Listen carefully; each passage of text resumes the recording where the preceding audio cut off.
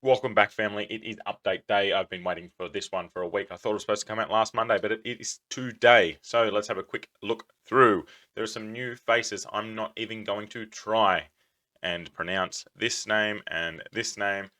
One is the beautiful goddess symbolizing immortality, and the other one is one of the 8 immortals. They seem like they are both either Chinese or Japanese kind of gods. I really don't know the backstory of any of those, so sorry about that. Llama, though, I can say that one.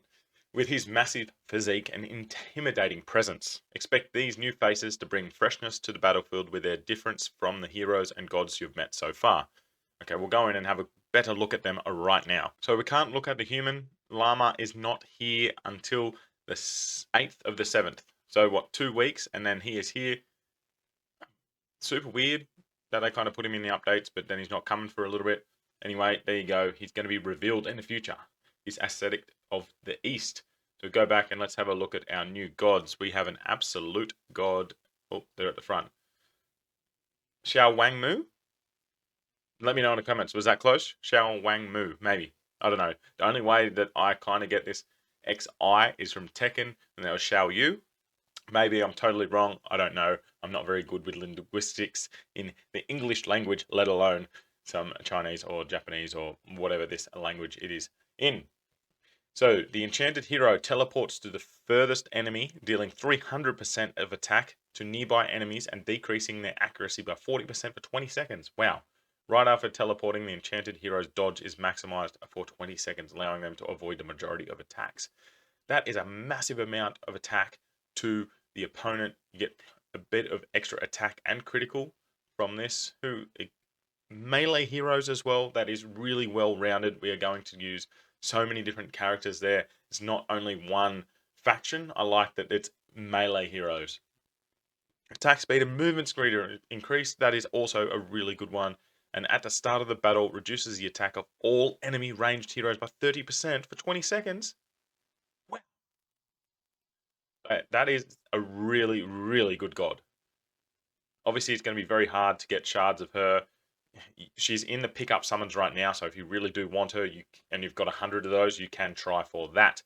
So she is a really, really good god. I like those. Even this at the bottom, 30% for the ranged heroes. As you start to get up in that tower, and even in campaign and all that, this 30% lowered of the ranged heroes attack really let you stay alive long enough so you can start doing the things you need to be doing to the opposite team. I really like that. This one, melee heroes, attack speed, everything that you want in a god right there. He shall Angu. Probably, again, totally wrong. Let me know if I'm correct. If the enemy enters the berserk state or activates postponed death, grants a barrier worth 150% of the enchanted hero's HP to all allies. This power can be activated every 5 seconds. So it took me a little bit with this god to actually work out what is going on here. So if the enemy enters the berserk state or activates postponed death, so postponed death is probably from Hades or something like that, that you have died, but they're still alive. And then berserk, I don't know exactly who does berserk, but it's if the enemy enters either of these states, then you can grant a barrier worth 150% of the enchanted hero's HP to all your allies, and it can be activated every 5 seconds. So if the enemy goes into either one of those states, I think this is going to be a very, very niche god to use. Maybe there's some levels in the tower or Cloudscape Isles or something like that where she will become invaluable and just giving you that extra bit of barrier after 5 seconds really quickly. So she would be a very good defensive god to have. Other than that, I'm not really sure. If I'm reading this wrong, please let me know, but that is how I'm reading it right now. It's if the enemy does something, then you can put a barrier on yourself. Just seems way too niche to really put a lot of effort into her. Maze Island difficulty expansion. Maze Island, the main source of materials for hero growth, has gone from 20 stages to 40 stages. This is a great increase. After probably a month max, you should be getting close to beating all 20 stages, even as a free-to-play. The difficulty has been increased with more powerful and fierce monsters, and it does look like, if we have a look down here, we're still not getting the chance of a legendary book at the top level, but the number of books has been raised. It doesn't say how much it costs to do these runs, but I will be going through them very soon and seeing how far I can get with the heroes I have, and I'll show you that as well Not today, in another video. Hall of the Gods has also got a difficulty expansion. Amazing. Realistically, this is mainly for pots. You have so many of these enhancement stones and the books to do rings and accessories. You get so many of them. It's just for those gods pots. And now that you go all the way up to level 80, we did need more of these pots. And it does look like you have a chance to get lead legendary pots as well. So I've gone from 10 to 20. And amazing rewards like a legendary sunstone, which you should have heaps of those anyway. New crafting recipes. New recipes that will add mystical power to your equipment, adding a special material, legendary grinding stone, to existing legendary grade crafting materials will significantly increase the chance of epic success from 20 to 50%. Wow. These recipes apply to both equipment and accessories and be crafted in Epic Success Plus tab after selecting the desired part. Cool. We'll go and have a look at this right now. Legendary grinding stone can be obtained for free or purchased in a shop under package tab. Okay, we'll quickly jump over to that right now as well. So when you come down to the package shop, you have your limited shop daily package number 8, $5.49 for one of these bad boys. Holy dooly. If we go into the weekly one, we get one for free per week. Okay. Or you can buy 10 for $51. I'm not going to be doing that. I'm not a big spender. I only spend on those little things. I've already told you this. If you do want to spend, cool. I'm really guessing this is an end game piece of content for you if you're looking for all those Epic Plus pieces of equipment. Seriously, that's a lot of money to go from 20 to 50%. But I guess you lower all the costs of everything else whilst doing that. I don't think many people will be buying that. Only your really ridiculously high spenders will be going for that. Glory to the Legion expansion. The maximum total or level transcendence limit of the Glory to the Legion, which grants permanent power to your entire squad, has been expanded from 14,200 to 2,500 and 340 to 490. If you're not putting in the effort here, you are doing it wrong. You need to be leveling up all of your crappy little commons, uncommons, epics, rares as high as you can. Holy dooly, I've still got a long way to go. I'm probably about halfway because my full buff from both is at 44 and you can get up to 43. Transcendence, I'm at 250 and it goes all the way up to 490. So pretty much smack bang on halfway. And I was halfway about there too. I'm a bit under halfway here. So what you need to be doing, I've said this in other videos, you need to be taking your crappy little characters and leveling them up as well. You have a look at my heroes here. I've got my good ones at the top. Then look at all these commons, uncommons, epics. They're all 5-star, transcended. I've still, look, these are all 3. So I've still got a long way to go. Haven't even got to the mythics.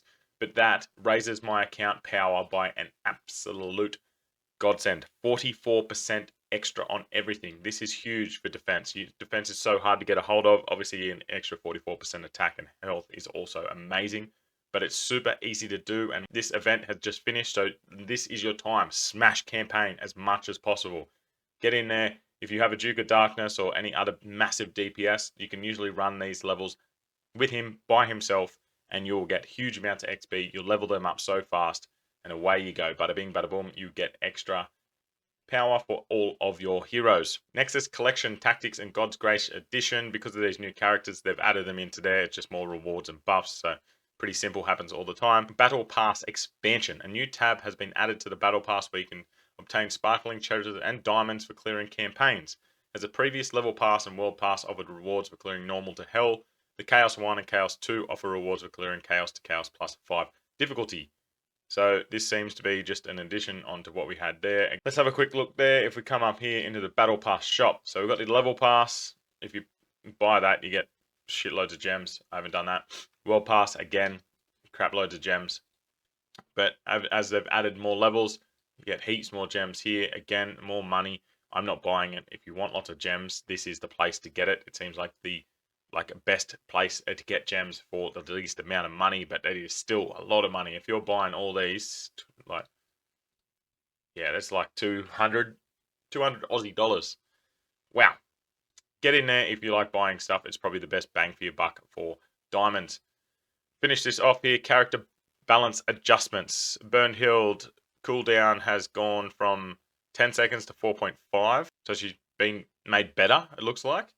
Increase the Vulcan's Fury mark damage. 2 to 2.5 per second, so a little bit of a boost there. His skill has gone from 250 to 300, plus he's recovering more HP. Easy activation, cool conditions for Vulcan, so he mustn't have been good enough at this stage. I think like he's a fairly new character, so he's been upgraded. Love that. I love that they can realize these characters aren't good enough, they're not getting used enough, and they're updating very quickly. A few other little things. There's your pickup thing. If you need to go look at that. Check-in drop event. There's 2 community events coming up. You get a special push event. I'll be talking about this as soon as this drops, so it's still 2 weeks away. Don't worry about this. The other one is the irresistible but brutal competition on the way. The Gods 8 show, the biggest show to determine the best in each field, begins. Contractors wishing to participate in the show should check the notice now. Let's go have a look at this. Notice, the rest are just bug fixes, so that is it for that. So the Gods 8 show is a brutal event where the competition is held for great reward has started. What I see straight away from this event, it is highly whale territory. Find the area that you're most confident in God's Reign and aim for the top ranks. If you rank in the top 10 of any of these 8 areas during the event period, receive special rewards. Event period from after the update until the 14th of the 7th. Okay, contractor with the longest playtime of God's Raid. Obviously, that's not going to be well, it's definitely going to be a whale, but anyone could win that if you just leave your computer on consistently. Whilst you do anything, you may win that, but the game does crash a lot, so you will have to be checking it a lot as well. Contractor with the most energy use, that will be a whale. Contractor with the most diamond use, 100% a whale. Contractor with the most gold use, may not be a whale, but I wish they would have gave us some time to know that this was coming, so people could save up for these things. This is what other games do really well, is they kind of get into a cycle, and you know that you're going to have a gold spending and a upgrading session in the next coming weeks or the next coming days, and they're just kind of, it's all staggered, so you're continuously working towards the same sort of thing. And I wish that God's Raid kind of sets back into that after this as well. Contract with most hero summons, God summons, most equipment crafted, most accessory crafted. So most of these things, as I said, is going to be all whales, which absolutely sucks because it's only first to 10th. Like, come on. I highly believe that this will change if they go to do this again, because the first time that they had one of those other events, like the ones that just finished, it was too hard to finish. Now they've gone the other way. It's really nice. You can finish it fairly easily once you've been playing the game for a little bit, and everyone really likes the event. So I do believe if they go to run this a little bit later down the track, I think they'll tweak this a bit more, because the community will be up in arms around this. I guarantee it. You get some really good rewards if you do go really well. Like second, 4,000 diamonds. Third, 3,000 diamonds. Not bad. So there's some other details there. If you really want to read it, go and have a look. I don't think this is going to go down well with the community as such, just because it's such a whale event. But let me know what you think about all of these updates and about this. Are you going to really compete in this or not? Let me know. I'll talk to you soon.